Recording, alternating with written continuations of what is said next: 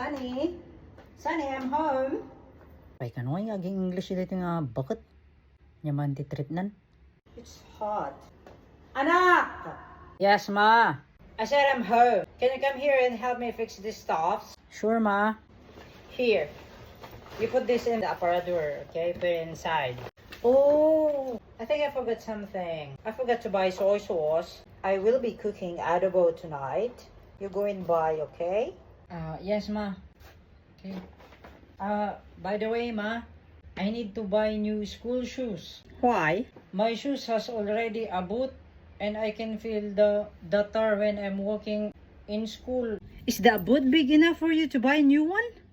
You know, son, when I was your age, I go to school barefoot. You know what is barefoot? Saka-saka. No shoes and not even a slipper.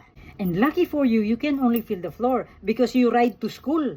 Way back then, in our time, we feel everything because we walk 10 kilometers to school. How about that?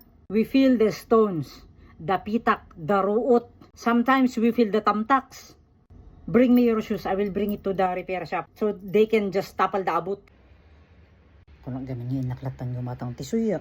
Ma, you have delivery. Oh, wonderful. I've been waiting for that. I think that's my new pair of shoes.